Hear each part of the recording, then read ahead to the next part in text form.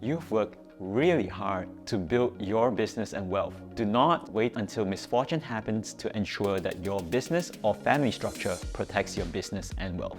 Today, we're talking about bucket companies and holding companies to understand their unique roles in protecting your assets. Unfortunately, we live in a world that is not necessarily fair. In legal disputes, the winner of the dispute is not necessarily the person who is right. It is usually the person with the most financial ammunition. Often, legal disputes end when one party starved out their financial resources. That is why you see a lot of legal disputes end up in out-of-court settlements. By creating a bucket company or holding companies, you are able to create layers in your family and business structures to ensure that you have the leverage and ammunition when an unfortunate situation arises. Let's start by understanding what these two entities are. A bucket company is a specific type of business structure that is usually used in conjunction with a discretionary trust or a family trust. Before proceeding, I recommend you watch this video about discretionary trusts as it is related to bucket companies. Investors or business owners tend to use a bucket company strategy when they have earned beyond the needs or general cost of living and need to distribute that extra income from the trust to a different entity where they do not need to pay as much tax or to distribute the assets to a lower risk entity. So think of a bucket company like an ordinary bucket used to collect things.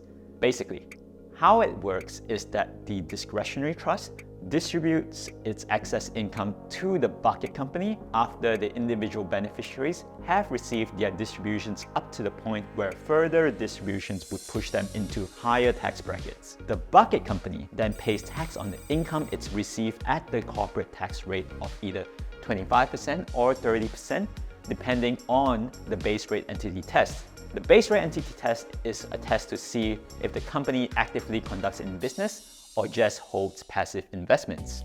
In most cases, a bucket company will be a non-base rate entity and will be taxed at 30%. The funds retained within the bucket company can then be used to provide a separate avenue for wealth accumulation, such as investing in shares or other businesses. For example, as the bucket company is a separate legal entity from the trust and individual beneficiaries, it provides a degree of asset protection. Next, we have a holding company.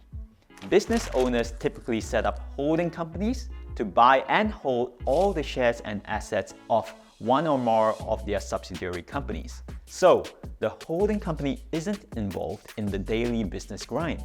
Its purpose is to provide a protective layer and centralized control and management across the subsidiary company it owns. The subsidiary companies would hire employees, enter into contracts, and bear the business risks and liabilities.